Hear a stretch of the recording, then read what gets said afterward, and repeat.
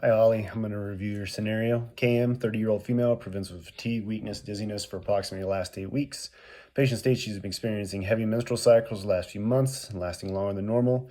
Vegetarian, works out 3 to 5 days a week, hasn't felt up to it lately, no chronic medical conditions. Upon assessment, mildly tachycardic, pale skin, pale conjunctiva.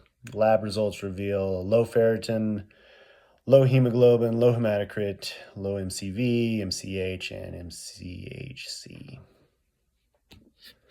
So when I'm talking to this patient, KM, I would start out with explaining what is wrong and what her lab results show. So basically, your body is not producing enough blood cells.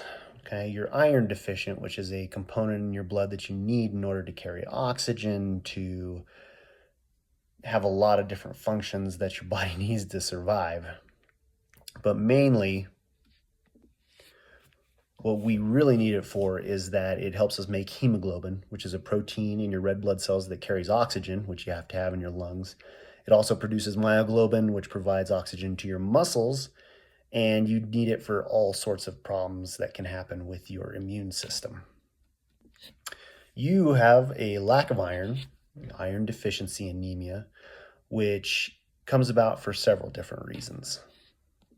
It's the most common cause of anemia, especially in younger females who are premenopausal. And it can come about in your case because you have a vegetarian lifestyle, which is a healthy lifestyle. There's nothing wrong with that, but it can cause problems with the absorption and intake of iron. And also because you're having heavy menstrual flows, you can lose a lot of blood, and in that blood, you lose the proteins that you need and the iron that's bound there.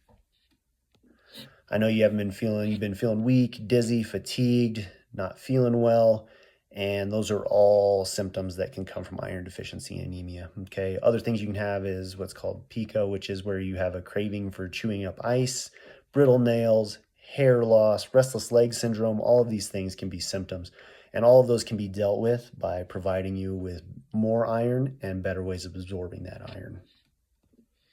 So what do your labs show? So we ran almost an entire iron panel on this patient. And what we measured was, first, your hemoglobin and hematocrit were both low. Now, your hemoglobin measures a protein that's found in your blood cells that helps carry oxygen. That's super important, right? That was low. So we know that you're not getting enough iron from that. Your hematocrit, which is the percentage of those red blood cells in your blood, because you have like water, some of the proteins, some other stuff in your blood that accounts for the entirety of your blood. Your hematocrit showed that you have a decreased number of red blood cells in your blood too. Your ferritin, which is a protein that stores and helps release iron, really regulates your iron, was low, which is a sign of anemia.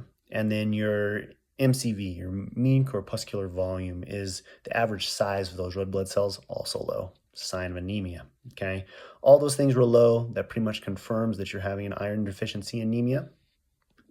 Now, what can we do about this? You're a vegetarian, okay? And we separate iron intake into two types. We have heme iron and non-heme iron. Heme iron only comes from animal sources, so fish, poultry, red meat, and it is the most available source of iron and the best absorbed type of iron, okay? So when you eat those things, you easily absorb it in your intestine, in your upper intestinal tract, okay?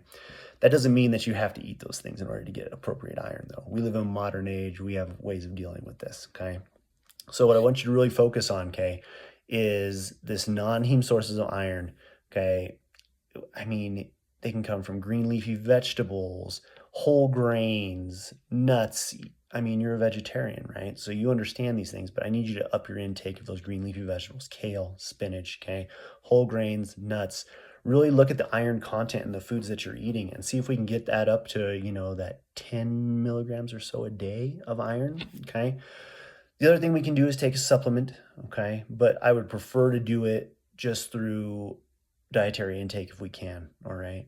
And the other thing to really appreciate is that you need to make sure you have adequate levels of vitamin C going in, okay? Anytime that you're eating, you should be getting adequate vitamin C, okay? Now, if you do want to take a type of multivitamin, usually that vitamin C is in that multivitamin with the iron. We can discuss that if you want to try to get some type of supplementation going if you don't feel like you can get it through your diet. We definitely need to up your iron intake, and we want you to take that vitamin C because it helps absorb iron in your intestine, okay? The other thing we need to make sure is we have vitamin A and levels of folate are appropriate, okay? A lot of people like to get this through just taking a daily multivitamin, all right? Um, so to really follow up, what you have is an iron deficiency anemia. So it's an anemia, and you may have genetic disposition to getting this anemia, but really this is an acquired anemia for you. Okay, you're not getting adequate amounts of iron in your diet, and you're losing too much iron through your menstrual flow right now. We do need to check up on this menstrual flow. This doesn't seem normal for you. So I'd like to run some other tests with that and really get you maybe set up with a OBGYN referral. Really check for that.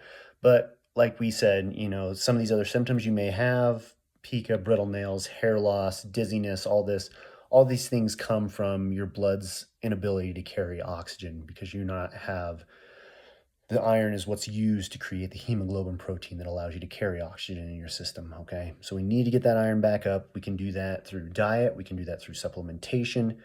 I will give you a pamphlet that has all this stuff on it so that you can read it as your leisure. Let's try to do this, and let's get you back in here in, I'd say, let's do 2 to 4 weeks, and we'll recheck your lab levels and see how it goes. Any other questions for me?